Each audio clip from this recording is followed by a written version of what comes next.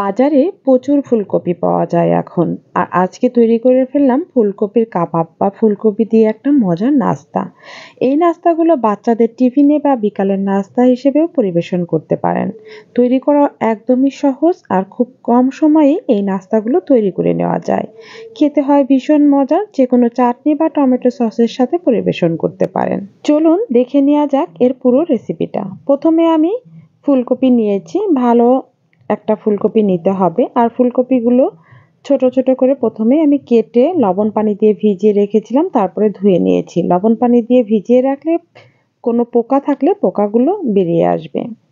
এরপর একটা গ্রেটার নিয়েছি, গ্রেটারে যে ছোট অংশটা থাকে সেইখানে দিয়ে খুব ভালো করে এটা গ্রেট করে নিতে হবে। এরকম মিহি গ্রেট করে নিয়েছি আমি। এরপরে চুলায় একটি ফ্রাই প্যান বসিয়ে তাতে গ্রেট করা ফুলকপিগুলো দিয়েছি, সামান্য একটু লবণ দিলাম আর সামান্য একটু হলুদ গুঁড়ো দিয়ে দিলাম। এখন স্প্যাচুলা দিয়ে নেড়ে চেড়ে এটাকে ভাপে দিয়ে নিতে হবে। কোনো প্রকারে পানি দেওয়া যাবে না, ফুলকপির মধ্যে থেকে যে পানি বের হয়ে আসবে সেটা দিয়েই কিন্তু খুব ভালো করে ভাপ হয়ে যাবে। দেখতেই পাচ্ছেন এর কিন্তু পানি ছেড়ে দিয়েছে আর ঝুরি ঝুরি ভাব থেকে কিন্তু একটা দলা দলা ভাবে চলে এসেছে। আরও একটু নেড়ে চেড়ে এই পানিটা শুকিয়ে নেব। পানিটা কিন্তু একদম শুকানো হয়ে গিয়েছে। এখন আমি একটা মিক্সিং বোলে ঢেলে নিচ্ছি। অন্যান্য উপকরণ দেওয়ার আগে এই ফুলকপিগুলো খুব ভালো করে ঠান্ডা করে নিতে হবে নেড়ে চেড়ে। তারপরে এর মধ্যে 1 চামচ পরিমাণে আদা রসুন পেস্ট দিয়ে দিলাম, হাফ চামচ দিয়ে দিলাম চিলি ফ্লেক্স, হাফ চামচ ভাজা জিরে গুঁড়ো দিয়ে দিলাম, স্বাদ মতো কিছুটা পরিমাণে কাঁচামরিচ কুচো আর 1 টেবিল চামচ দিয়ে দিলাম টমেটো সস। শেষে দিয়ে দিলাম হচ্ছে পেঁয়াজ বেরেস্তা, ধনিয়া পাতা, স্বাদ মতো লবণ। আর দিয়ে দিচ্ছি 1/3 কাপ বেসন, 1/3 কাপ চালের গুঁড়ি। চালের গুঁড়িটা না থাকলে এখানে কর্নফ্লাওয়ারটাও অ্যাড করা যাবে। বেসন আর কর্নফ্লাওয়ার বা চালের গুঁড়ি অবশ্যই দেওয়ার চেষ্টা করবেন, না হলে কিন্তু তেলে ভাজার সময় ভেঙে যেতে পারে। খুব ভালো করে হাত দিয়ে আমি মাখিয়ে নিচ্ছি নাস্তাগুলো তৈরি করার জন্য।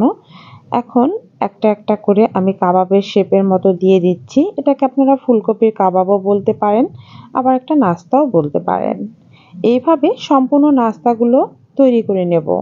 এরপরে চুলার উপরে ফ্রাই প্যান বসিয়ে তেল দিয়ে দিয়েছি। তেলের মধ্যে একটা একটা করে নাস্তাগুলো ছেড়ে দিচ্ছি। অনেক ডুবো তেলে এই নাস্তাগুলো ভাজার কোনো প্রয়োজন নেই, অল্প তেলে ভাজলেও হবে, আবার চাইলে ডুবো তেলেও ভাজলে হবে।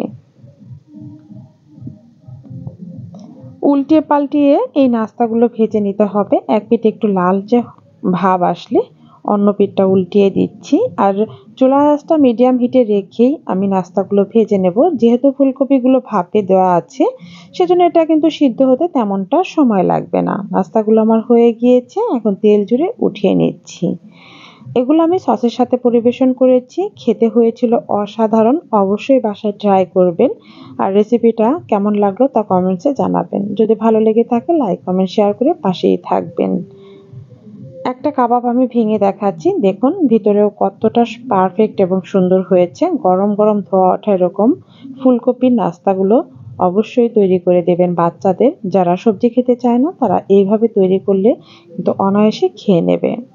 এ পর্যন্ত আমার ভিডিওটি দেখার জন্য সবাইকে অসংখ্য ধন্যবাদ। আল্লাহ হাফিজ।